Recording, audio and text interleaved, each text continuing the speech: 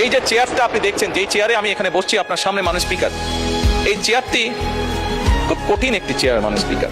এই চেয়ারটি দেখলে মনে হয় বসতে খুব আরাম, আসলে মাননীয় স্পিকার মোটেও আরামের না। এই চেয়ারটিতে বসলে মাননীয় স্পিকার প্রতি মুহূর্তে মনে হয় যে আগুনের তপ্ত হিট আসছে মাননীয় স্পিকার।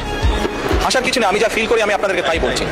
মাননীয় স্পিকার, এই চেয়ারের থেকে উঠে দাঁড়িয়ে আপনার সামনে বক্তব্যে আমি হয়তো অনেক পপুলার কথা বলতে পারতাম, যেটাতে আরো অনেক বেশি তালি হতো মাননীয় স্পিকার।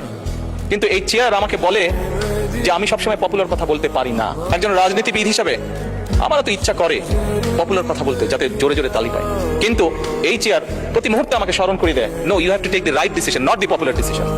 এই সংসদের এই সবুজ চেয়ারে যারা বসে আছেন, আমি মনে করি আজকে বোধহয় আমাদেরকে সিদ্ধান্ত নিতে হবে যে আসুন আমরা পপুলার ডিসিশনে আলাপ করব না, আমরা আলাপ করব সঠিক ডিসিশনের ব্যাপারে, রাইট ডিসিশনের ব্যাপারে। আর এই মাননীয় স্পিকার, আপনার মাধ্যমে আমি বিরোধী দলীয় সহকর্মীদের কাছে আহ্বান জানাতে চাই, আসুন আমরা ডিবেট করবো, আমরা বিতর্ক করবো, আমরা আলাপ করবো, আমরা আলোচনা করবো, আমরা বসবো, কথা বলবো, কিন্তু কোনোভাবেই এই সংসদকে ব্যর্থ হতে দেওয়া যাবে না।